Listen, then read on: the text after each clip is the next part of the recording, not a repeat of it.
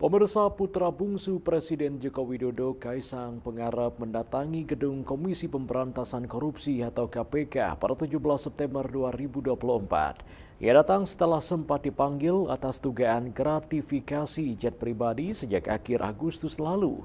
Kaisang mengatakan kedatangannya kali ini adalah bentuk inisiatif sebagai warga negara Indonesia yang taat hukum bukan karena dipanggil.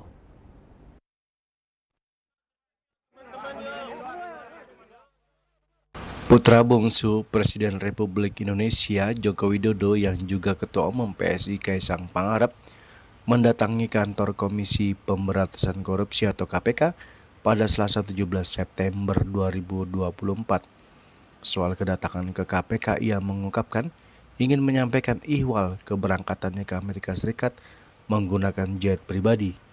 Kaisang mengaku kedatangannya ke KPK merupakan inisiatif pribadi dan bukan atas panggilan ataupun undangan dari lembaga KPK. Kaisang memang sedang dalam sorotan setelah ramai dugaan dia menggunakan pesawat jet pribadi untuk mengantar istrinya, Eria Gudono, ke Amerika Serikat.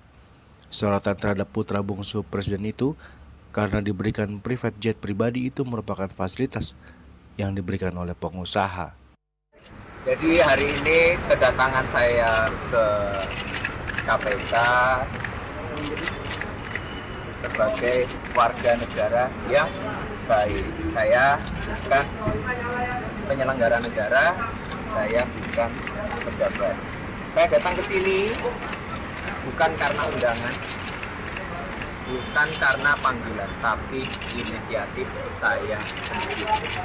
Dan tadi saya juga di dalam mengklarifikasi mengenai perjalanan saya di tanggal 18 Agustus ke Amerika Serikat yang numpang atau bahasa pikirnya nebeng pesawatnya teman saya. Dan ada hujan lagi sih. Jadi intinya untuk lebih lanjutnya bisa ditanyakan ke KPK untuk lebih detailnya dan lebih lanjutnya. Tapi sebelum saya izin, saya perkenalkan dulu teman-teman saya yang bantu saya. Ada Mas Nasrullah sebagai kuasa hukum saya, ada Mbak Francine juga sebagai juru bicara. Saya kira itu aja. Saya izin lanjut kerja. Izin Mas.